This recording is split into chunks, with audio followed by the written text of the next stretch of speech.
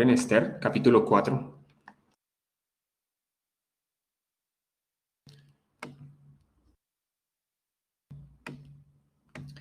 Esther, capítulo 4.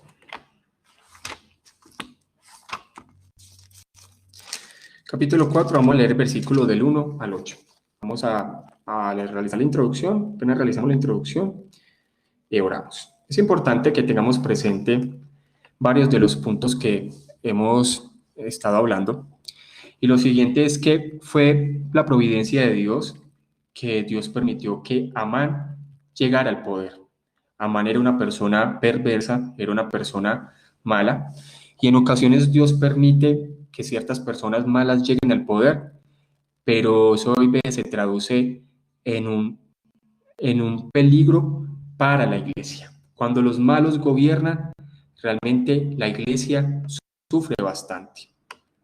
Hemos visto a lo largo de la historia cómo ha pasado cuando las personas perversas llegan y reinan, pues pueden hablar al inicio como una esperanza, una paz, pero después ellos cambian su mensaje. Y lo hemos visto a lo largo de la historia que ha pasado con muchos hombres. Entonces, Amán tiene las características de Satanás. Realmente hay que mirar que Amán ejemplifica muy bien cómo actúa Satanás. Vemos que Amán coge parte de la verdad y la mezcla con las mentiras. Y de esa forma engañó al rey hasta el punto que hizo pasar al pueblo judío como el perverso y como aquel que iba en contra de los intereses del rey. Satanás siempre quiere destruir el pueblo de Dios o quiere hacerle pasar muy mal, malas circunstancias, pero como lo hemos visto y como lo vimos esta mañana y como lo vimos hace 8 días, Dios permite que Satanás actúe contra su pueblo, pero Dios toma ese actuar de Satanás providencialmente y se convierte más bien en algo que Dios utiliza para pulir, ¿sí? Para pulir. Sabemos que se iba a ejecutar el edicto. Más o menos se cree, según dice el comentarista Wiersbe, que en el imperio medo-persa habían más o menos 15 millones de judíos dispersados por todo el imperio medo-persa. Quiere decir que esta matanza sería una matanza muy grande donde morirían 15 millones de personas. Entonces vamos ahora sí a Esther capítulo 4. Vamos a leer del versículo 1 al 8. Esther capítulo 4, versículo 1 al 8. Dice así: Esther promete interceder por su pueblo. Luego que supo Mardoqueo todo lo que se había hecho, rasgó sus vestidos, se vistió de cilicio y de ceniza y se fue por toda la ciudad clamando por grande y amargo clamor. Y vino hasta delante de la puerta del rey, pues no era lícito pasar dentro de la puerta del rey como con vestido de cilicio. Y en cada provincia y lugar donde el mandamiento del rey y su decreto llegaba, tenían los judíos gran luto, ayuno, lloro y lamentación. Cilicio y ceniza era la cama de muchos. Y vinieron las doncellas de Esther y sus eunucos y se lo dijeron. Entonces la reina tuvo gran dolor y envió vestidos para hacer vestir a Mardoqueo y hacerle quitar el cilicio, mas él no lo aceptó. Entonces Esther llamó a Atac, uno de los eunucos del rey, que él había puesto al servicio de ella, y lo mandó a Mardoqueo con orden de saber qué sucedía y por qué estaba así. Salió pues Atac a ver a Mardoqueo a la plaza de la ciudad que estaba delante de la puerta del rey. Y Mardoqueo le declaró todo lo que le había acontecido y le dio noticia de la plata que Amán había dicho que pesaría para los tesoros del rey a cambio de la destrucción de los judíos. Le dio también la copia del decreto que había sido dado en Susa para que fuesen destruidos, a fin de que lo mostrase a Esther y se lo declarase y le encargara que fuese ante el rey a suplicarle e interceder delante de él por su pueblo. ¿Qué vemos nosotros acá?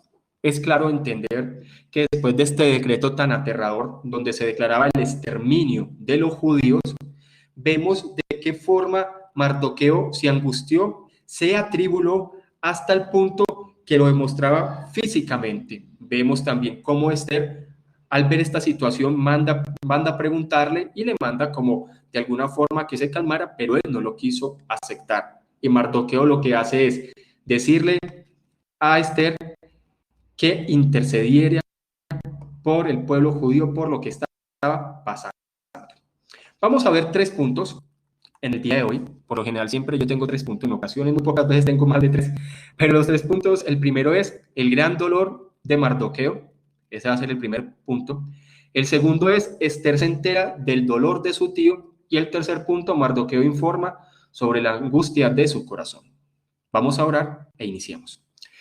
Padre, gracias Señor por esta porción de la escritura del libro de Esther. Sabemos que tú has dejado todos estos versículos, Señor, para la edificación de tu pueblo. Por eso, Señor, te pido para que seas tú usándome y a medida que vaya predicando esta palabra, sirva, Señor, y nutra a tu pueblo y sirva, Señor, para su edificación y para su crecimiento espiritual. Te pido, Señor, nos ayudes.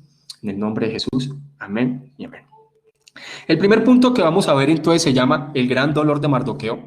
Sabemos que Mardoqueo tenía gran dolor por lo que estaba sucediendo. Mardoqueo se angustiaba por la situación que estaba viviendo, ya que era una gran matanza. Sabemos que antes Mardoqueo había ocultado que él era judío.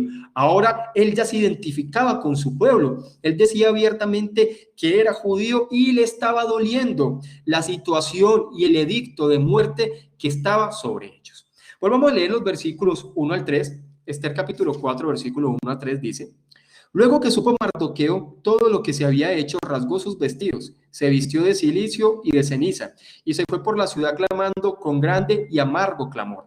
Y vino hasta delante de la puerta del rey, pues no era lícito pasar adentro de la puerta del rey con vestido de cilicio. Y en cada provincia y lugar donde el mandamiento del rey y su decreto llegaba, tenían los judíos gran luto, ayuno, lloro y lamentación. Cilicio y ceniza era la cama de muchos. Entonces sabemos que desde el momento que Mardoqueo conoció el decreto del rey, Mardoqueo se angustió. Ahí no dice que era simplemente una pequeña angustia, dice que era un gran clamor, era un gran dolor desde el interior, una angustia en la cual se reflejaba de una forma externa. Hay algo que hay que entender con respecto a las culturas orientales, es que mientras nosotros que vivimos en América Latina, expresamos muchas formas a través de palabras, a través de ideas, a través de sarcasmos, a través de muchas cosas, utilizamos nuestras palabras para situaciones de dolor, angustia. Los orientales por lo general son muy ilustrativos en su forma de vivir. Por eso vemos en casos cuando sucede algo en el Medio Oriente, lanzan chanclas, escupen a la gente, colocan simbolismos, porque la cultura oriental es muy ilustrativa, diferente a la de nosotros, que está más basado como en el sarcasmo, en muchas cosas, y nosotros utilizamos mucho, hay veces también el doble sentido para muchas cosas que no utilizan en otras culturas, ¿cierto? Vemos que aquí la forma del dolor que estaba sintiendo Mardoqueo lo expresaba a través del cilicio, la ceniza, el clamor, el rasgar las vestiduras. El dolor de los judíos y el dolor de Mardoqueo fue muy evidente en Susa, y todo esto se volvió algo constante en todo el imperio medo-persa al conocer que había una sentencia de muerte contra los judíos. Era una gran angustia que se estaba viviendo, se evidenciaba. Los judíos empezaron a llorar, a clamar en todas las provincias y en todos los lugares. ¿Cómo se manifiesta este tema del cilicio y la ceniza? Esto era una especie de mostrar lo que conoce humillación, una especie de humillarse ante Dios. Se utilizaba mucho en los ayunos, en los lutos. ¿Y cómo consistía? Consistía que las personas en momentos de gran luto, de gran dolor, entraban en una especie de humillación, y lo que hacían era rasgar sus vestidos, colocarse una especie de saco áspero, tirarse cenizas. Hay veces se tiraban las cenizas o se acostaban sobre ella, en donde reconocían y clamaban ante Dios con ayuno y expresaban ilustrativamente el gran dolor intenso que sentían. Era una especie de humillación. Hay algo aquí que no podemos pasar por alto, y es el gran dolor que expresaba Mardoqueo. Mardoqueo en muchas ocasiones, la palabra nos dice en el libro de Esther, que él ocultó manifestar que era judío, pero aquí él se estaba identificando con el pueblo. Él tenía un gran dolor por el pueblo, él amaba al pueblo judío y lo que había pasado le dolía internamente. Hay una gran realidad. Aquí vemos a un Mardoqueo que es tipo de Cristo, porque hemos dicho muchas veces que el libro de Esther nos habla, Jesús es nuestro Mardoqueo, hablar de que Mardoqueo es tipo de Cristo, y Mardoqueo cómo muestra esa intensidad del dolor por su pueblo. Él se angustiaba, él estaba dolorido por lo que estaba sucediendo y él mismo decidió clamar y no le dio vergüenza ni temor, porque era algo público, hasta el punto que era tan público que Esther, que estaba metida en esos paraísos que tenían los emperadores, donde era casi aparte de lo que sucedía en el mundo, se vino a dar cuenta porque le llegó el mensaje. Mira, vemos cómo Mardoqueo manifiesta ese amor que tenía por el pueblo, ese amor que tenía por los suyos, que es algo también que deben hacer de nosotros. Cada vez que vemos un hombre de la Biblia, vemos que era una persona que amaba al pueblo de Dios. Y este tema lo hemos hablado mucho y es bueno volverlo a recalcar. Nosotros no tenemos que estar pensando todo el tiempo en nosotros mismos, porque esto es lo que lleva a la cultura de ahora. Centrarnos solamente en mí, yo vivo para mí, vivo para mi familia, vivo para los nuestros y dejo de pensar en los demás. Dios nos ha dado una familia espiritual. Yo tengo que tener esto en la cabeza. Aparte de la familia física que yo tengo, Dios me ha dado una familia espiritual. Y también me debe de doler mi familia espiritual. Me debe angustiar muchos temas. Yo debo aprender a apreciar la iglesia, doler con los que se duele, gozarme con los que se gozan. Miren, les voy a comentar algo. Hay veces, o hay veces no, cuando nosotros estamos iniciando pues todo el tema de la congregación y mi esposa sabía, hay muchos dolores que uno tiene en el ministerio, al ver que las personas no respondían correctamente, al ver que eran inconstantes, al ver muchas cosas, uno diría, bueno, uno aquí como que, pues sí, pero como que no, y eso es mucho dolor. Pero uno sabe que uno ama el pueblo de Dios y uno ora y persevera. Mardoqueo sabía que el pueblo judío no era un pueblo perfecto, era un pueblo pecador. Por ser pecadores que estaban dispersos, pero él le dolía. Y a uno le debe doler la iglesia. Hay cosas, y mi esposa es consciente que uno ve y a uno le duele y uno dice, pero ¿por qué? Y hay cosas también que uno se goza con las personas cuando las ve también gozándose, porque hacen parte de la familia de uno, pero es que uno tiene que aprender a tener un aprecio por la iglesia. Hay personas que tienen aprecio por el conocimiento, por lo que ellos viven, por sus cosas, pero es que uno tiene que aprender a apreciar el pueblo que Dios le ha dado a uno, o donde yo pertenezco. Sabemos que nuestro Señor Jesús murió por su iglesia, ahora porque yo miro la iglesia de una forma diferente, como que son personas aparte. A mí me debe doler. La pregunta es, ¿oramos por los unos por los otros? ¿Realmente ustedes oran por mí? ¿Oran por los hermanos? ¿También están pendientes de ellos?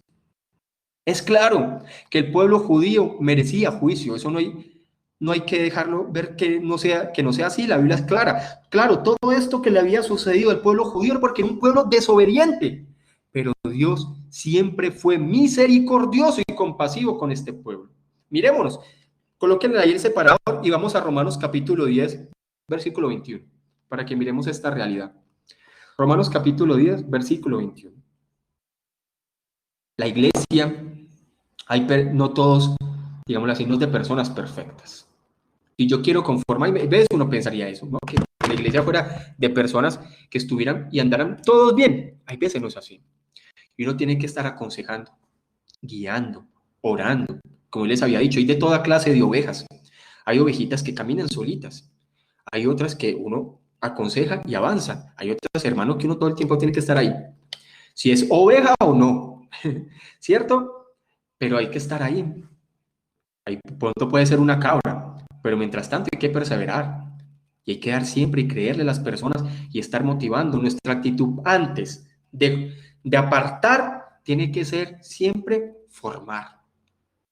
Siempre tiene que ser con misericordia. Porque esa actitud que hay veces lamentablemente también se ve pronto dentro de los reformados, es ir directamente a las personas y decir, pero mire, usted pecador, usted debería pertenecer acá, aléjese. Uno tiene que ser fuerte también, pero siempre ir y hablar con misericordia y orar. Y ya llega el momento donde si la persona de verdad no manifiesta que es una persona creyente, hay que hablar también fuertecito con ella, ¿cierto? Pero como digo, mientras tanto, primero que todo, debemos siempre llegar a restaurar, a formar y a dirigir. El pueblo judío no era una perita en sí en dulce, era un pueblo pecador, pero Mardoqueo tenía dolor por ellos, le angustiaba al pueblo, tenía una sentencia de muerte sobre él. Nosotros tenemos que apreciar y ser misericordiosos ante los hermanos también, ¿sí? Mirar, siempre llevarlos a guiar. Como hemos hablado esta mañana, una cosa es justificación, otra cosa es santificación. Yo no puedo estarlos mezclando. Cuando yo mezclo estas dos cosas es que viene una malinterpretación sobre mi vida cristiana. Yo soy justificado por la fe y las obras de la ley, pero mi vida cristiana, mi santificación tiene que ser una realidad diferente a cómo es vivir el mundo. En estos días coloqué una frase y esa frase es necesaria para este tiempo de John Piper. Y él decía, la gracia no es simplemente indulgencia cuando hemos pecado. La gracia es el don habilitador de Dios para no pecar. La gracia es poder, no solo perdón. Entonces, cuando es algo constante, uno dice, hermano, usted es un verdadero creyente, claro que Dios lo ha perdonado, pero es que la gracia también es santificación y avance. Si solamente creo que la gracia es para indulgencia, indulgencia, perdón, perdón, y yo no avanzo en la vida cristiana, hay algo ahí que yo también tengo que analizarme, ¿sí? Entonces vemos de la forma como Mardoqueo se humilló por el pueblo, humilló por un pueblo pecador, vino y se identificó con ese pueblo, clamó, se angustió, no le importaba que las demás personas pensaran, él tenía el dolor de su pueblo porque era un gran dolor de un exterminio completo sobre un pueblo judío. Y como yo les he dicho, nuestro Señor Jesús, también sabemos que Mardoqueo es tipo de nuestro Señor Jesús y él vino, se humilló. Esa es la doctrina de la humillación. Para yo entender la realidad del cristianismo, yo entender esa doctrina de la humillación y de la exaltación de Cristo. Sabemos que nuestro Dios eterno no tiene las pasiones como nosotros las tenemos, ni la variabilidad de pasiones y sentimientos que nosotros tenemos. Y eso hace parte de una de las doctrinas más difíciles que le cuesta a uno entender y se llama la doctrina de la impasibilidad. Nuestro Dios es impasible. Nuestro Dios no tiene las pasiones como las tenemos nosotros, ni manifiesta las emociones como las manifiestan nosotros. Por tal motivo, nuestro Señor Jesús vino y se identificó en un cuerpo humano, entendiendo que era 100% Dios, 100% hombre, totalmente Dios, totalmente hombre, para venir y entender, o no entender, sino él mismo vivir esa debilidad humana. Por eso dice que tenemos un sumo sacerdote que se puede compadecer de nosotros, porque él vino y tomó este cuerpo, hablando de la carne de un ser humano, y vivió y sufrió y se angustió y fue tentado. Nuestro Señor Jesús sufrió desde el nacimiento, una persona santa, viviendo entre pecadores, y ese sufrimiento se aumentó en el Getsemaní y hasta muerte. Pero nuestro Señor Jesús se humilló y se identificó con su pueblo. ¿Por qué? Porque lo amaba, entendiendo esa labor mesiánica, ¿sí? Entendiendo esa labor mesiánica, que vino y se identificó con su pueblo y se colocó en su lugar y clamó. Y si nuestro Señor Jesús estuvo dispuesto a morir por su iglesia, ¿por qué nosotros no la apreciamos como la aprecia nuestro Señor Jesús? Nosotros a veces pensamos solamente y vivimos para nosotros. Tenemos que aprender a apreciar el pueblo de Dios en el que hemos sido colocados. Miremos los misioneros de hace años. Hoy los misioneros de hoy en día son muy pupis, ¿cierto? Eso entran a las escuelas misioneras y vienen y se cambian y ya vienen con un estilo diferente de vestir y todo, ¿no? Y vemos anteriormente esos misioneros iban y se entregaban a las misiones, mataban a sus familiares y seguían perseverando, y cuando se convertían ellos mismos manifestaban ese perdón porque aman las personas que puedan llegar a la salvación, como este hombre que murió hace poco siendo misionero en una tribu alejada, y él decía, porque mi anhelo es ver estas tribus adorando a Dios. Ahora nosotros no apreciamos para nada la iglesia local. Antes nos dedicamos así es hermanito, un pecador así, él es así, pero no tenemos aprecio, ni nos duele, ni nos angustia la iglesia. Vivimos para nosotros. Debemos aprender a amar el pueblo de Dios, a valorar la iglesia local, tanto la iglesia local como la iglesia universal. Pero ¿será que sí tenemos valor por la iglesia? ¿O solamente lo vemos como un club, un lugar donde yo me reúno con otras personas para aprender de la palabra? No, hermanos. La iglesia no es un club, es un grupo de creyentes regenerados, el cual Jesús murió por ellos a precio de sangre. Entonces, ¿será que nosotros valoramos la iglesia como Cristo valoró la iglesia? ¿Será que nosotros valoramos la iglesia como estos misioneros estuvieron dispuestos a entregarse por el mensaje del evangelio? o estamos muy cómodos con el tema de la iglesia. Miremos, Mardoqueo le dolió, a él le dolió y clamó por su pueblo, y lloraba y se humilló y se angustió por ellos. ¿Qué aprendemos de este primer punto?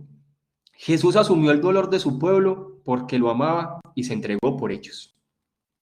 Y también aprendemos que la doctrina de la humillación de Cristo, Él vino y se hizo hombre en toda su debilidad para redimirnos del pecado y darle un golpe certero al dominio de Satanás. Esa es la doctrina de la humillación. En la parte sabemos que nuestro Señor Jesús fue varón de dolores, experimentado en quebrantos. Él vino y era necesario que Él sufriera. Y no porque el Padre se lo impuso, sino que Él voluntariamente lo aceptó, porque Él ama a su iglesia. Pregunta, ¿nosotros amamos la iglesia de Dios? ¿O amamos más el conocimiento? ¿O amamos más solamente yo y los míos? Punto 2. Esther se entera del dolor de su tío. Tan era la angustia que Mardoqueo expresaba, que era muy público en toda Susa. Esther estaba encerrada, Esther no podía salir sin permiso del lugar donde estaba. Recordemos que los emperadores antiguos tenían paraísos, construcciones gigantes, apartadas de su pueblo. Por tal motivo, lo que estaba sucediendo afuera, Esther ni se había enterado. Fue que alguien fue y le llevó el mensaje a Esther. Y todavía no sabía qué es lo que pasaba, solamente sabía que su tío estaba mal, estaba pasando algo y que era público para todos. Ella sintió dolor al ver a Mardoqueo en esta situación. Volvamos a Esther capítulo 4, versículo 4 al 6. Dice así: y vinieron las doncellas de Esther y sus eunucos y se lo dijeron. Entonces la reina tuvo gran dolor y envió vestidos para hacer vestir a Mardoqueo y hacerle quitar el cilicio, mas él no lo aceptó.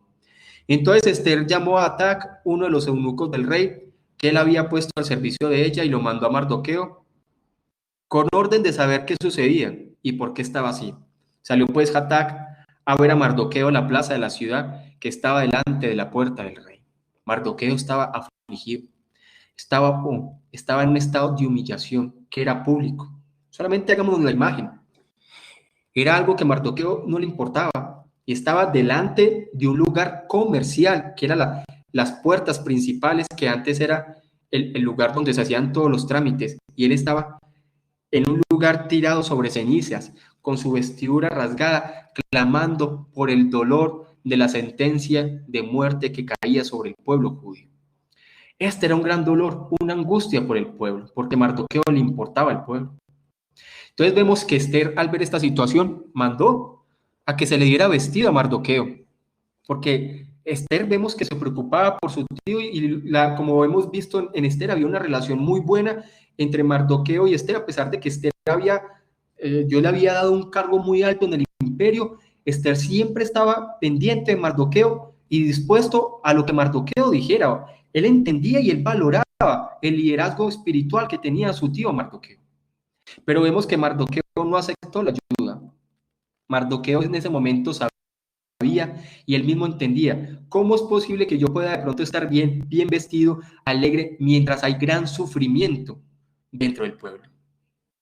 Esther quería saber qué era lo que estaba pasando, mandó a preguntar. Esther no sabía ni se había dado cuenta. Aquí hay algo claro, es que Esther se preocupó por su tío de la misma forma como su tío se preocupaba por su pueblo.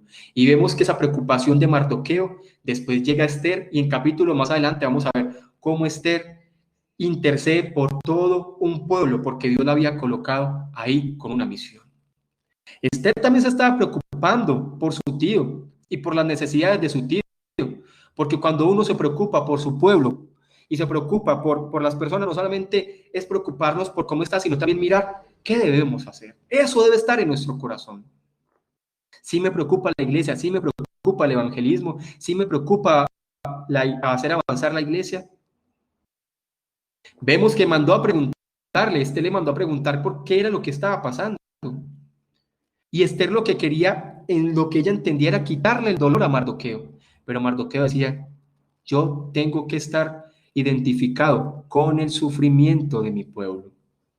Mardoqueo no quiso alejar el dolor de sí. Él sabía que era tiempo de humillarse y de clamar. Y eso también es una realidad, hermanos. Y es que nuestro Señor Jesús vino a morir y a sufrir por los suyos. Nuestro Señor Jesús sabe que una humanidad pecadora y caída es una humanidad variable de angustia, dolores y sufrimientos. Esto es lo que trae el mundo. Dolor, angustia, sufrimiento, momentos de felicidad, pero pueden ser muy variables. Nuestro Señor Jesús vino a identificarse con el dolor de los suyos, porque Jesús vino a morir por los suyos, y a identificarse y a vivir lo que los humanos vivimos. Jesús vivió todo lo que nosotros vivimos, las tentaciones, los dolores, comió como nosotros comemos, hizo sus necesidades como nosotros las hacemos, todo. Jesús se identificó en todo, pero sin pecado, y estuvo dispuesto a sufrir. Y cuando Jesús empezó a manifestar la misión que él tenía de identificarse con los suyos, de esa parte de la humillación que se llama el creador de todo, que vive en la felicidad eterna, que tiene todos los atributos eternos, vino y se hizo hombre y se humilló y vivió como uno de nosotros en este mundo, variable, de tantas exaltaciones. Y él sabía que venía a sufrir. Y cuando él expresó su ministerio de sufrimiento, de angustia, de dolor, los apóstoles le dijeron, pero ¿por qué haces eso? Y Jesús lo reprendió, porque él sabía a qué venía. Miremos Mateo 16, porque él venía a identificarse en todo con los suyos. Mateo 16, 21 al 23, para que miremos esto acá. Mateo capítulo 16, versículo 21 al 23.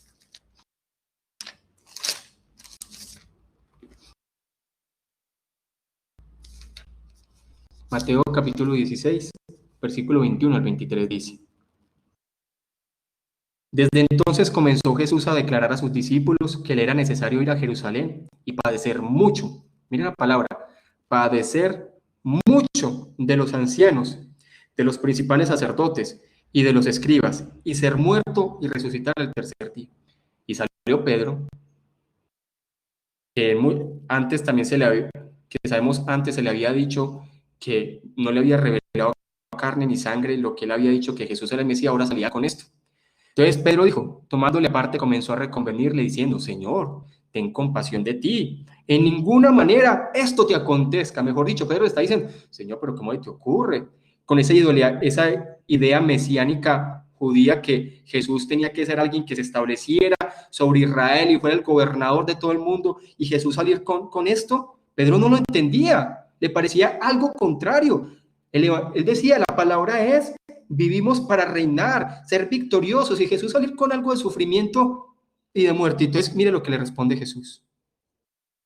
Pero él volviéndose dijo a Pedro, quítate delante de mí, Satanás, me eres tropiezo, porque no pone la mira en las cosas de Dios, sino en la de los hombres. Porque era necesario la identificación de Cristo, venir y sufrir por los suyos, porque era el único camino a la salvación. Jesús tenía que obedecer tanto activa como pasivamente para obtener perdón y vida eterna para nosotros.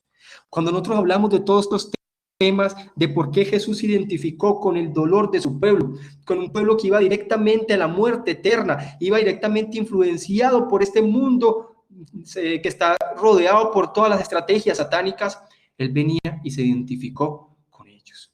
Hay que entender algo que nosotros llamamos la doctrina del pacto de redención, hermanos. Hay que entender que antes de todas las cosas, en ese consejo divino entre la Trinidad, algo que llama intratrinitario, todo lo que se hace el plan de salvación era que el Padre le había dado un pueblo al Hijo y el Hijo aceptó voluntariamente venir y morir por ellos. La base del pacto de gracia en la que nosotros hacemos parte, porque nosotros hacemos parte de algo que llama el pacto de gracia, está sustentado sobre ese pacto de redención. Recordemos que la forma como Dios se comunica con la humanidad es a través de los pactos, y nosotros estamos en ese pacto de gracia que está basado en los méritos de Cristo, en el sufrimiento de Cristo, en la labor mesiánica de Cristo, y Él murió y se entregó para redimir a su iglesia. ¿Por qué? Porque Él se identificó en todo con el dolor de su pueblo. Ahora, ¿quiénes somos nosotros para despreciar la iglesia y ves hablar de la iglesia de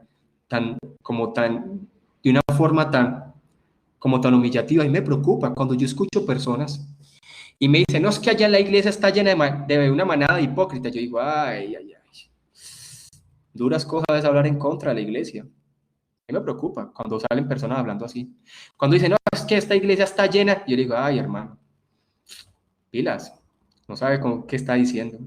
Uno hablar contra la amada, que el Señor vino y derramó su sangre por ella, hay que tener cuidado con esas palabras. A mí me preocupa. Recordemos lo que le pasó a la esposa de David por ser tan habladora. Cuando David estaba deleitándose con lo que Dios estaba haciendo, ¿qué hizo la esposa de David? Burlarse.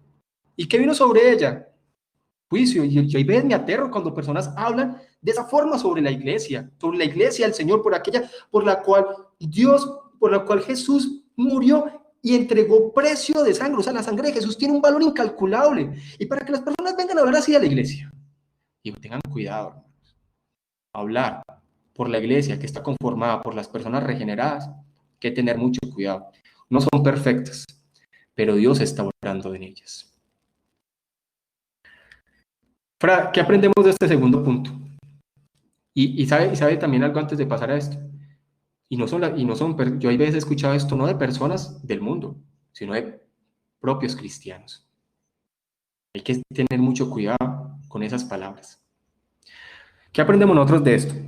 Jesús ama a sus ovejas, por eso vino para salvarnos, y el único camino era a través de su labor mesiánica. Y era una labor de sufrimiento. Y era una labor donde Él vino a sufrir y a entregarse por los suyos. Jesús sabía que el dolor y el sufrimiento era parte de su ministerio mesiánico, por eso no lo rehusó, sino que lo aceptó voluntariamente. Jesús no rehusó, él mismo dijo, eso es lo que Dios ha determinado, y Jesús lo aceptó voluntariamente. Jesús vino a sufrir por los suyos. Y cuando estaba en la cruz y quisieron pasarle como una bebida, y hacía que las personas que estaban muriendo en la cruz, esa bebida hacía que no sintieran, o como una especie de que entraran como una especie de no sentir el dolor, Jesús no quiso aceptarla, porque Jesús sabía que la base de su ministerio era el sufrimiento. Él sufría por nosotros, con el fin para que su pueblo pasara y viviera la eternidad. Mejor dicho, Jesús pagó la sentencia y sufrió por nosotros. Punto 3. Mardoqueo le da un informe de la angustia de su corazón a Esther. Vemos que Mardoqueo, Esther mandó a preguntarle, Esther no sabía nada, o sea, Esther, todo eso que angustiaba a todo el imperio, Esther estaba como aparte y le mandó un informe. Se ha dicho, los comentaristas dicen que Mardoqueo le envió una copia porque Mardoqueo tenía un alto cargo, lo hemos hablado antes, un alto cargo dentro del imperio.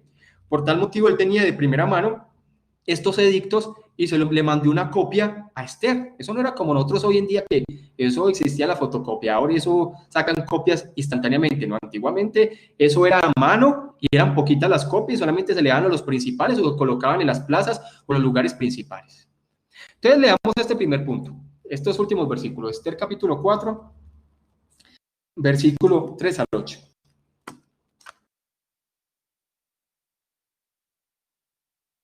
Volvemos al libro de Esther, capítulo 4, versículo 7 al 8. Dice así: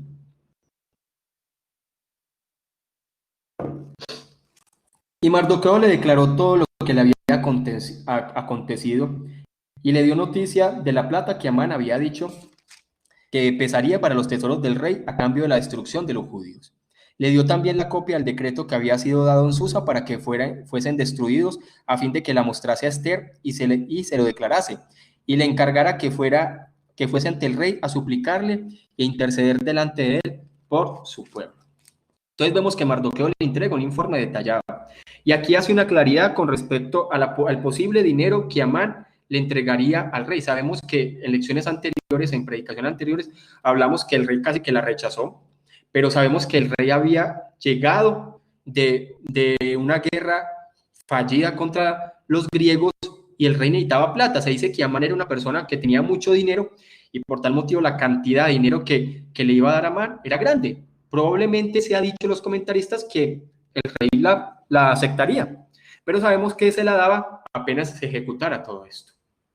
Es claro que Mardoqueo define que la persona que está detrás de este plan es Amán.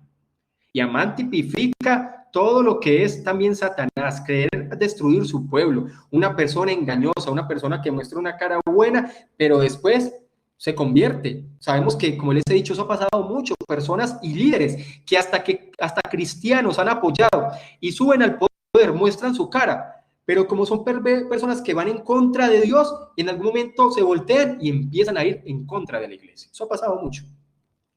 Y son personas que se muestran, pero cuando llegan al poder, siempre es contra de la iglesia, siempre. Entonces vemos que Amán le había prometido un dinero al rey y esa copia se la envió Mardoqueo a Esther con el fin para que estuviera pendiente y ya supiera lo que estaba pasando y le pide, tiene que interceder. Mardoqueo le dice a Esther, usted tiene que interceder, usted es la que entre los judíos en el que está en el cargo más alto, algo tiene que pasar, hay sufrimiento, hay dolor, la gente está angustiada. Mardoqueo le dice, intercede ante el rey. Y recordemos que cuando hablamos de interceder, estamos hablando de que alguien se coloca en lugar de. Mardoqueo se lo colocó en lugar del pueblo y le clamó a Esther para que se colocara en lugar de ellos y del pueblo ante el rey. Y esa labor de intercesión hace parte de nosotros, como también hace parte de nuestro Señor Jesús. Nosotros debemos de interceder, no interceder como estos ministerios de intercesión carismáticos, que eso tienen un montón de cosas espiritistas y que reprendo y que declaro y que espíritu de yo no sé qué y espíritu no. Interceder es colocarme en lugar de la iglesia, en lugar de mi hermano y clamar. Yo le digo algo, hermanos, mi esposita es consciente, nosotros oramos por ustedes. La pregunta es, ¿ustedes oran por la iglesia y por nosotros? Eso tiene que ser parte de la iglesia. Y siempre nos colocamos, ustedes nos colocan una petición y nosotros oramos, nos colocan cualquier cosa, nosotros vemos situaciones y oramos por ustedes. No podemos convertirnos en ese cristianismo reformado de solamente aprender, aprender, aprender y no hay oración. Yo los motivo a que oremos, hermanos. Y cuando tengan muchas ocupaciones, ahí es donde más hay que orar. Cuando usted vea que usted está tareado y no tiene tiempo para Dios, búsquelo, porque si no, se va a llenar de ansiedad. Y sabemos que el gran intercesor que nosotros tenemos, que siempre se ha colocado en lugar de sus hermanos, es nuestro Señor Jesucristo, pero también es una enseñanza para nosotros. Nosotros también siempre nos colocamos en lugar de nuestros hermanos y clamamos y oramos. Hay jóvenes que vienen si sus familias no son creyentes. Si usted es un padre y es una madre que ora por sus hijos, pero hay jóvenes que llegan si sus padres, hay que orar por ellos también. Hay personas desamparadas, personas que, y nosotros sí estamos orando por ellos. Y si tenemos la posibilidad de ayudarlos de otra forma, sí lo hacemos. Nuestro Señor Jesús se colocó en lugar de su pueblo y es todo el mensaje que hemos traído en estos versículos. Nuestro gran intercesor. ¿Por qué es nuestro gran intercesor? Porque vino y se asemejó a su pueblo. Vino y se identificó con su pueblo. ¿Nosotros estamos identificados con el pueblo de Dios o realmente no estamos identificados? Cuando no hay identificación, no vamos a orar y tampoco nos va a importar. Hebreos 4:15, veamos que va a ser la última cita que vamos a leer hoy. Hebreos capítulo 4, versículo 15.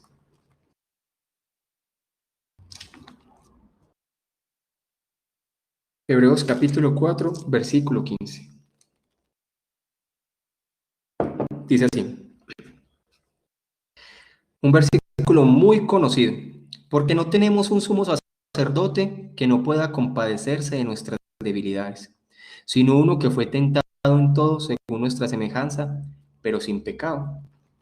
Tenemos un intercesor, un sumo sacerdote, que está delante del Padre, que se identificó con su pueblo, por tal motivo es compasivo y misericordioso. Hay que entender esta doctrina también de los tres oficios de Cristo. Sabemos que los tres oficios de nuestro Señor son sacerdote, rey y profeta. Y nuestro Señor Jesús cumple esos oficios aquí en el planeta Tierra y también los cumple en el cielo. Recordemos que Él es sacerdote porque Él intercede por su pueblo. Recordemos que Él es rey porque gobierna en su pueblo. Y recordemos que Él es profeta porque todo mensaje profético y todo mensaje de revelación está centrado en nuestro Señor Jesús. Debemos entender eso. Esos son los tres oficios de nuestro Señor Jesús. Recordemos que en el Antiguo Testamento, en el pueblo de Israel, Dios estableció estos tres oficios para gobernar al pueblo, porque esos tres oficios apuntaban a Cristo. Dentro del pueblo de Israel se colocaron el oficio del rey, de sacerdote y de profeta, porque esos tres oficios, a pesar de que estos hombres eran de alguna forma, no eran perfectos, todos apuntaban a Cristo. A Moisés se le dijo, vendrá un profeta mayor que usted. A David se le dijo, vendrá un hijo suyo mayor que usted. El sumo sacerdote apuntaba a un sacerdocio diferente, no de acuerdo al Levítico, sino de acuerdo al sacerdocio según Melquisedec. Y todos los sacrificios, todos esos tres oficios están centrados en Cristo. Ahora nuestro Señor Jesús siempre ha estado para interceder por nosotros, para colocarse en lugar de su pueblo. Y nuestro Señor Jesús no solamente fue el intercesor, sino que también fue el sacrificio. Y la base de la intercesión de nuestro Señor está basada en su sacrificio. Por eso la intercesión de nuestro Señor Jesús es diferente a la de nosotros. La intercesión de nuestro Señor Jesús es una intercesión meritoria. ¿Por qué? Porque es que la base de la intercesión de nuestro Señor Jesús está basado en los méritos que él hizo, en su oblación, en su obediencia, en su sacrificio. Por eso su intercesión es eficaz. Cuando nuestro Señor Jesús intercede en el cielo, en ese estado en el que él está también de glorificación de su cuerpo, en ese estado mesiánico también que sabemos de su cuerpo también glorificado, él también su intercesión es eficaz porque muestra la oblación de todo lo que él fue, y su intercesión es eficaz como representante de la humanidad. Nosotros solamente clamamos. ¿Y sabe por qué nuestra intercesión es efectiva? Porque es por medio de Cristo. Nosotros no tenemos nada que darle a Dios. Nuestras oraciones e intercesiones no son meritorias. Solamente son eficaces porque son por medio de Cristo, que vino y se entregó por los suyos. Ahora, si tanto es el precio del pueblo que pagó nuestro Señor Jesús por su pueblo, esa actitud también tiene que estar en nosotros. Compadecernos de los demás, orar por los demás, guiarlos, instruirlos. Anthony Burgess, él decía lo siguiente: esta oración mediadora de Cristo es el fundamento de toda aceptación de nuestras oraciones. Nuestras oraciones, si no se encuentran en Él, son provocaciones más que apaciguamientos. Si la oración de un hombre piadoso aprovecha mucho, es porque la oración de Cristo se aprovecha mucho. Él es el altar sobre el cual se santifica todas las oblaciones. Y de ahí es que se perfuma el incienso de sus oraciones para que Dios encuentre un dulce sabor en ellas. En estos días coloqué también una frase que decía es que no es que la oración, la Biblia dice que la oración del justo puede mucho, pero nosotros oramos no por el poder de la oración, sino que oramos porque nuestro Señor Jesús es nuestro gran intercesor, nuestro abogado. Y entonces mucha gente respondía, pero es que dice la Biblia que nuestra oración puede mucho, sí, pero es que no es basado en nosotros, hermanos, es basado en Cristo. Como dice aquí Anthony Burgess, nuestras oraciones son eficaces porque van en Cristo, porque Él es el que intercede por los suyos, porque colocó en lugar de su pueblo, porque vino a humillarse en lugar de su pueblo, porque está delante del Padre como ese intercesor que se coloca en lugar de los suyos. Por eso la importancia también de la oración y la intercesión dentro del pueblo cristiano. Nosotros también tenemos que orar. Y hay que orar bastante. No solamente es acá, hermanos, si yo me dedico solamente a nutrir mi mente y a no orar, va a haber una deficiencia en mi vida cristiana. Hay gente que no le gusta orar, gente que solamente quiere conocimiento y ya. Y aparte de orar por mis peticiones y de mi familia, incluyan a la iglesia también, a las personas. Hay que orar. Y si usted está muy ocupado y no tiene tiempo para orar, antes al revés, cuando usted vea que esté ocupado, desocúpese un poquito para Dios. Por eso, como decía Lutero, cuanto más cosas tengo que hacer, es cuanto más tengo que orar. Y hacemos lo contrario. Cuando tengo muchas cosas que hacer, dejo de orar, dejo de leer, y me ocupo y me dedico a este mundo. Y cuando yo coloco mi mirada todo el tiempo en el mundo y no coloco mi mirada en Dios, vienen las preocupaciones, vienen las angustias, vienen los dolores de cabeza, vienen los dolores por allá raros, vienen las circunstancias.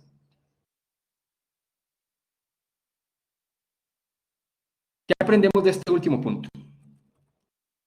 Nuestro Señor Jesús vino para librarnos de la muerte eterna a través de su vida justa y sacrificada. Nuestro Señor Jesús, después de culminada su obra mesiánica, está para interceder por nosotros y es constante para clamar por los suyos. Tenemos un gran intercesor en el cielo. Nosotros perseveramos en la vida cristiana porque nuestro Señor Jesús persevera en nosotros.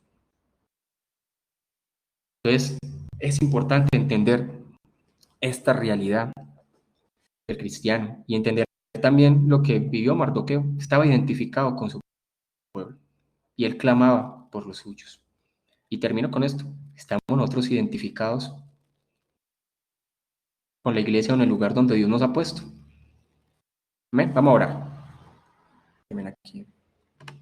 Vamos a orar. Me esperan también ahí un minutico también mientras vemos también los anuncios. Entonces, oremos. Te damos, Señor, a ti el honor, gloria. Gracias, Señor, por esta predicación. Ayúdanos, Señor, a amar la iglesia como tú la amaste. Ayúdanos a valorar,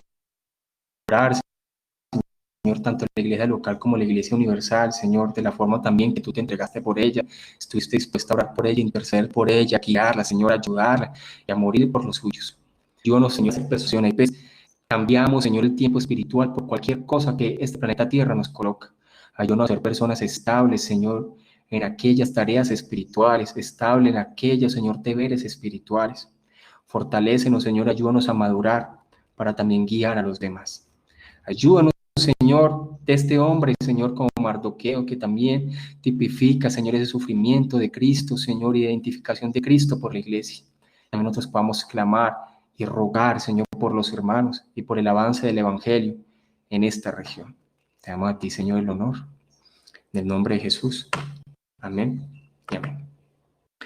Denme, hermanos, aquí un momentico, que es que cuando tengo la cámara prendida, se vuelve lento y todo es como que no había descargado aquí una cosita. Denme un momentico, yo miro aquí algo. Es importante, hermanos, que tengamos aquí presente lo siguiente. Y pues yo les voy a contar los anuncios, ya que está como lento esto acá. Bueno, los anuncios no se vayan a ir todavía, escuchen los anuncios también, ahí veces se me van. Va a tocar aquí esto porque no me avanza. Te los voy a decir, recordemos los anuncios todos los domingos a las 10 y a las 11. Es bueno siempre estar a las 10 y a las 11. A las 10 estamos realizando un estudio que es colocar en práctica lo que nosotros creemos, y a las 11 estamos realizando este estudio de Esther, para que lo tengamos ahí presente. En la semana, aprovechamos también los estudios de la semana. Los miércoles estamos estudiando Apocalipsis. Ahí está un poquito complejo, pero ahí vamos poco a poco interpretando. Apocalipsis no es fácil, pero también aprendemos mucho. Y los jueves, con otras personas también, estamos estudiando el libro de Romanos. Recordemos los jóvenes, este sábado que viene, 4 de julio, vamos a tener una reunión de jóvenes. Vamos también a centrar, a mí me preocupa también mucho los jóvenes, ¿cierto? Y hay que estar ahí, hay que hablarles claritico muchos temitas, hermanos. Entonces yo creo que es necesario este tiempo también para pasar con los jóvenes y los adolescentes. Recordemos los hombres, la otra semana ya iniciamos el estudio de teología sistemática, hay unos que no me han llenado el formatico, para que lo llenen por favor. Y hermanos, tengamos presente también las ofrendas, apoyen el ministerio. Recordemos que la parte de ofrendar tiene que ser una actitud del creyente. Siempre cuando uno recibe parte de su sueldo mensual, la actitud que todo creyente debería tener es apartar algo que esté en mi corazón. A mi parecer sea mucho o poco, pero también están apoyando un ministerio, están apoyando un avance de un desarrollo de una congregación. Recordemos también que pronto vamos a iniciar, no sabemos en qué momento lo del salón, y contamos con el apoyo de todos ustedes, hermanos. Ustedes tenganlo presente.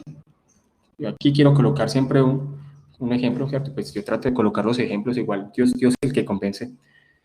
Yo no sé si es que yo fui criado así, pero yo siempre desde joven, yo siempre tuve como la actitud de apoyar la congregación.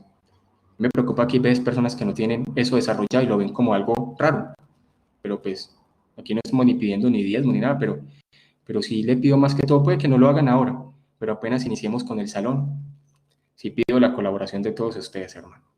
Tengamos eso pendiente. Yo creo que cuando no tenemos esa actitud, es como que no reconocemos que vivos para vivos, ¿cierto? Digo que eso también hace parte de la idea de reforma, es entender que lo que recibo es por la soberanía de Dios y yo solamente es como un agradecimiento. Entonces sí, pido para lo que pronto lo vamos a hacer, más que todo cuando estemos, ¿cierto? Estamos ahí y pido por todo. Yo sé que hay una situación dura, pero estemos apoyando tanto a los ministros y eso, y tengamos esa actitud que nazca en nuestro corazón. Yo sé que estamos viviendo un tiempo duro, pero que Dios nos ayude, ¿cierto?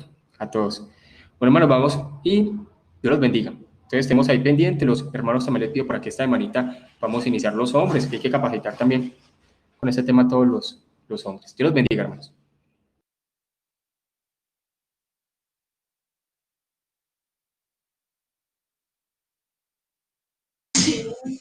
Igualmente, hermano, muchas gracias. Feliz domingo.